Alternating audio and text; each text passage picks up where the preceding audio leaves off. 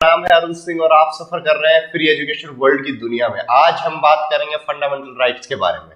चलिए आज ओवरव्यू लेते हैं फंडामेंटल राइट्स का, जो कि हमारे मौलिक अधिकार हैं, हमारे संविधान में निहित हैं, उनके बारे में थोड़ी बात करते हैं। ये वीडियो स्पेशली यूपीएससी और एसएससी एंड पीसीएस तीनों के पर्सपेक्टिव से होगा, आप अपने अपने हिसाब से देख सकते हैं। तो ये देखिए, अगली स्लाइड में मैं बात करूंगा कि फंडामेंटल राइट्स। पहली बात तो फंडामेंटल राइट्स कहाँ से लिए गए हैं, इसके बारे में बात करते हैं। पार्ट थर्ड में आते हैं, जो कि अमेरिका में बिल ऑफ राइट्स के नाम से है, वहां से हमने इंडिया के कॉन्स्टिट्यूशन में फंडामेंटल राइट्स लिए हैं।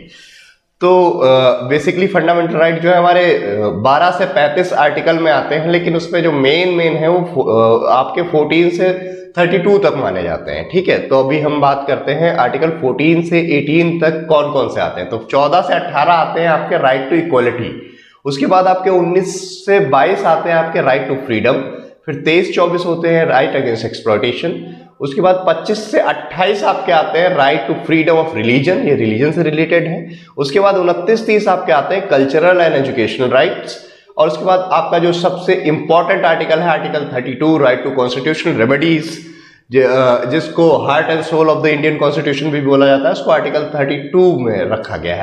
आर्टिकल 32 में क्या होता है कि सपोज आपके कोई भी फंडामेंटल राइट्स आपसे छीने जा रहे हैं, तो आप आर्टिकल 32 के तहत सीधे सुप्रीम कोर्ट को अप्रोच कर सकते हैं रिट पिटीशन के द्वारा। आप रिट के जरिए हाई कोर्ट को भी जा सकते हैं, हाई कोर्ट में आर्टिकल 226 हो जाएगा आपका।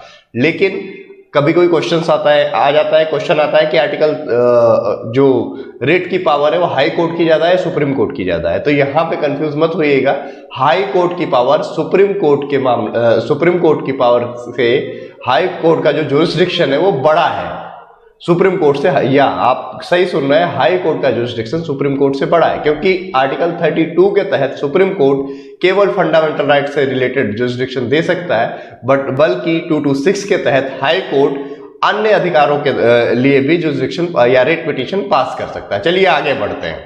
देखिए इस स्लाइड में हम और क्लियरली देख सकते हैं, जो मेरा गला थोड़ा खराब है तो आवाज थोड़ी वैसी आई, तो माइंड मत करना। अब इसमें हम देख सकते हैं फंडामेंटल राइट, जैसा कि मैंने आपको बताया पार्ट थर्ड में आते हैं, 12 से 35 आर्टिकल है इसको मैग्ना कार्टा भी बोलते हैं पार्ट थर्ड को, इसी वजह से। और हम आगे देखते हैं। आगे जो हमारे राइट्स हैं, ये हमारे जो टाइप्स है राइट्स के, राइट टू इक्वालिटी आपका 14 से 18 तक आता है। इसमें इक्वालिटी से जुड़े हुए जितने, इसको हिंदी में समता का अधिकार कहते हैं, इक्वालिटी से जुड़े हुए जितने राइट्स हैं वो आते हैं।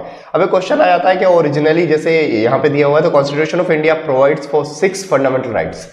क्या ओरिजिनली 6 ही थे? नहीं, ओरिजिनली 7 थे। एक जो राइट टू प्रॉपर्टी है आर्टिकल 31 में आता था, उसको हटा दिया गया था। ठीक है, ये 44th अमेंडमेंट के द्वारा, जैसे यहाँ लिखा हुआ 44th अमेंडमेंट के द्वारा उसको हटा दिया गया था। अब इसको एक लीगल राइट बना दिया गया है आर्टिकल 300A के तहत। ठीक है, आपका फिर 19 से 22 जो है आपका राइट टू फ्रीडम आता है। ठीक है, फिर राइट अगेंस्ट एक्सप्लॉयटेशन आपका 23-24 है, right to freedom of religion आपका 25 से 28 है। कल्चरल एंड एजुकेशन राइट्स जो है आपके 29 और 30 में आते हैं। राइट टू कॉन्स्टिट्यूशनल रेमेडीज आपका आर्टिकल 32 में आता है, हम ऑलरेडी डिस्कस कर चुके हैं, ये आप यहाँ पे देख सकते हैं।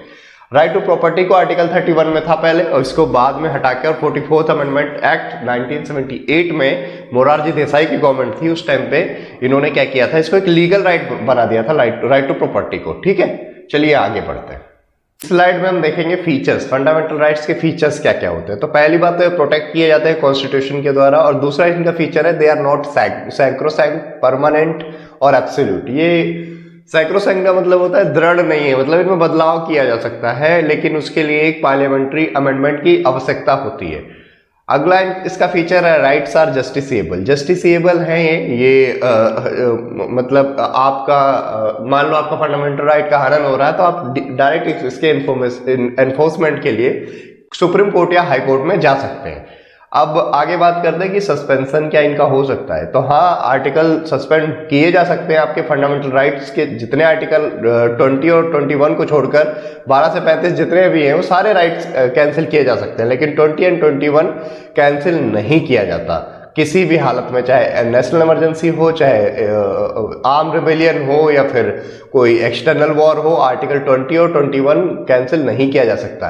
क्या ये हमेशा से था? नहीं, हमेशा से नहीं था। 44th अमेंडमेंट एक्ट 1978 में मोरारजी देसाई की गवर्नमेंट ने अमेंड किया था। उस टाइम पे अमेंड करके लाया गया कानून की आर्टिकल 20 और 21 को सस्पेंड नहीं किया जा सकता किसी भी हालात में।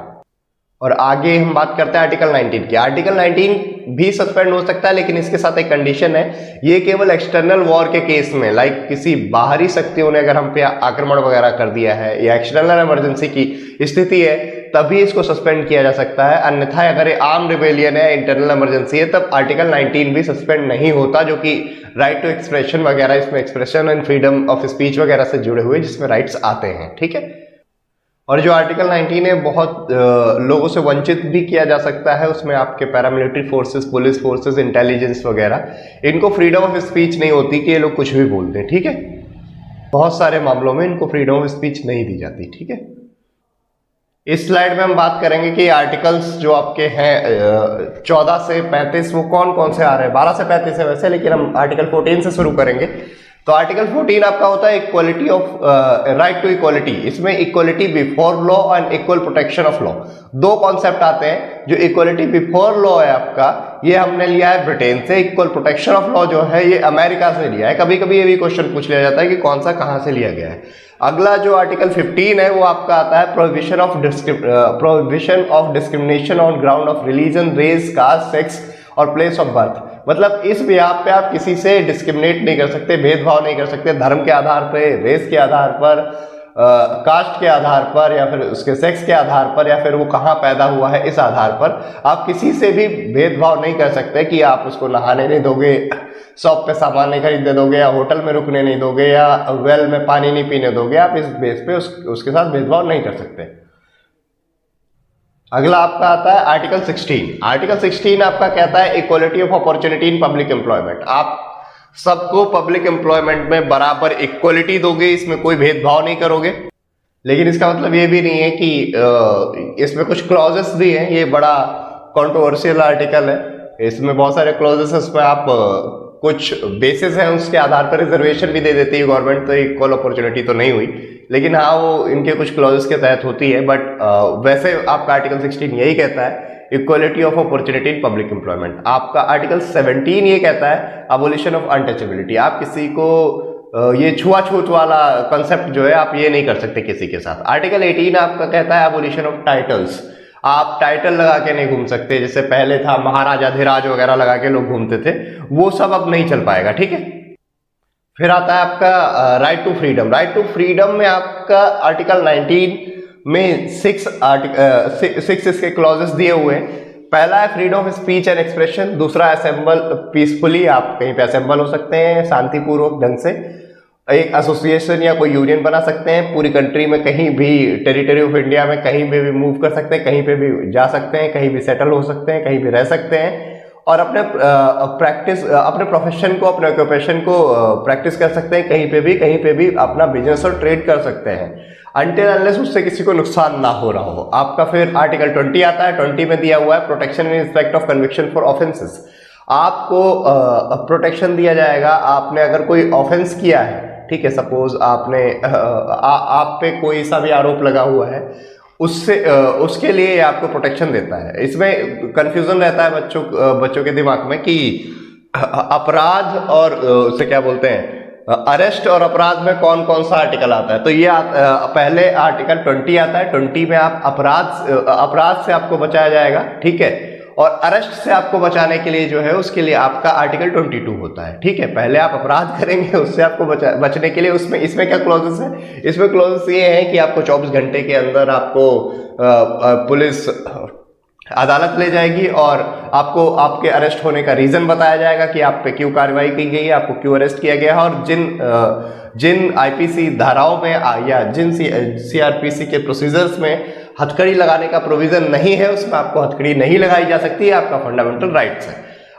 उसके आगे आता है आपका right to life and personal liberty. इसमें राइट टू लाइफ में अभी एक और क्लॉज जोड़ा गया था 2002 में। राइट टू एजुकेशन भी आपको राइट टू लाइफ में, या अभी राइट टू पर्सनल लिबर्टी भी के साथ साथ आपका राइट टू प्राइवेसी भी इसी में जोड़ दिया गया है। इसमें भी कई सारे आर्टिकल आते हैं, लेकिन बेसिकली आर्टिकल 21 जो है सस्पेंड नहीं होता। आप ये ध्यान रखिए कि किसी भी कंडीशन में आर्टिकल 21 में आपका personal liberty and right to life आता है। इसमें आप क्लॉजेस में अगर हम इसकी बात करें तो right to choose your marriage partner, right to education, elementary education, right to food, ये सब इसमें आ जाता है। उसके बाद ये राइट टू एजुकेशन भी इसी का पार्ट है।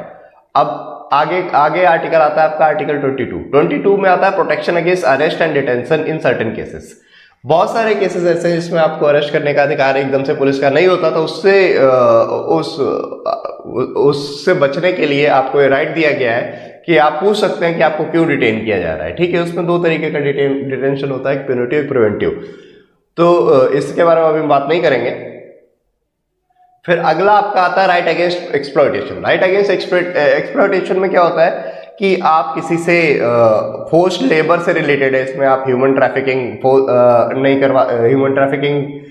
नहीं कर सकते, फोर्स लेबर नहीं कर सकते किसी को। जो बच्चों को प्रोहिबिट किया जाता है एम्प्लॉयमेंट के लिए, 18 साल से नीचे की अवधि के जितने भी बच्चे हैं उनसे कोई जबरदस्ती काम नहीं ले सकता, उनको फैक्ट्रियों में काम करने से रोका जाता है।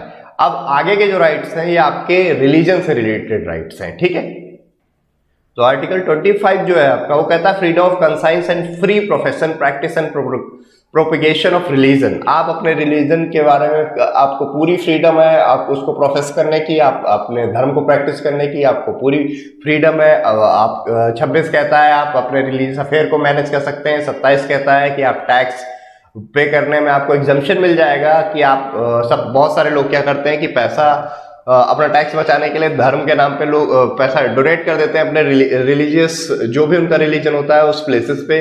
वो मंदिर हो सकता है, मस्जिद हो सकता है, गुरुद्वारा हो सकता है, चर्च हो सकता है, वहां पे अगर आप डोनेट कर देते हो तो आपको टैक्स से एग्जम्पशन दे दिया जाता है। ठीक है, और आप वो पैसा आपका जो रिलीजन के प्रमोशन में यूज होता है। ठीक है, और आपका लास्ट है freedom to attend religious instruction और वर्शिप सर्टेन एजुकेशनल इंस्टीट्यूशन। आप किसी भी एजुकेशनल इंस्टीट्यूशन में आपको पूरी फ्रीडम है, आप रिलीजियस चीजों के लिए अटेंड कर सकते हैं, वहां पे वर्शिप कर सकते हैं, कुछ भी कर सकते हैं। ठीक है, फिर अगले आपके एजुकेशनल कल्चरल राइट्स हैं। इसमें क्या आता है, आपकी लैंग्वेज को प्रोटेक्ट करने के लिए आप कुछ जो लैंग्वेज प्रोटेक्शन के लिए आप इंस्टीट्यूशन वगैरह बना सकते हैं, या फिर अपनी माइनॉरिटी के लिए आप अपने रिलीजियस या लिंग्विस्टिक माइनॉरिटी से रिलेटेड आप अपने इंस्टीट्यूशन को स्टैब्लिश कर सकते हैं। इसमें ये आता है आपका। फिर लास्ट में ये आता है आर्टिकल 32 कॉन्स्टिट्यूशनल रेमेडीज। इसमें क्या है, अगर आपके फंडामेंटल राइट्स जो ऊपर मैंने अब तक बताए, इनका अगर हनन हो रहा है किसी भी प्रकार से, तो आप रेट के थ्रू डायरेक्ट सुप्रीम कोर्ट को अप्रोच कर सकते हैं, हाई कोर्ट को भी अप्रोच कर सकते हैं 226 के तहत। लेकिन 32 की अभी हम बात कर रहे हैं, 32 के तहत आप केवल सुप्रीम कोर्ट को अप्रोच कर सकते हैं अगर फंडामेंटल राइट का आपके हनन हो रहा है। ठीक है, इसी के साथ आप लोगों का फंडामेंटल राइट्स का जो ओवरव्यू है मेरे द्वारा खत्म कर दिया गया है। ऑलमोस्ट आप लोगों को बहुत कुछ सीखने को मिला होगा, आई होप। और इसी तरीके से चैनल को प्यार देते रहिए, सब्सक्राइब करिए और वीडियोस के लिए बेल नोटिफिकेशन को ऑन करिए। Thank you.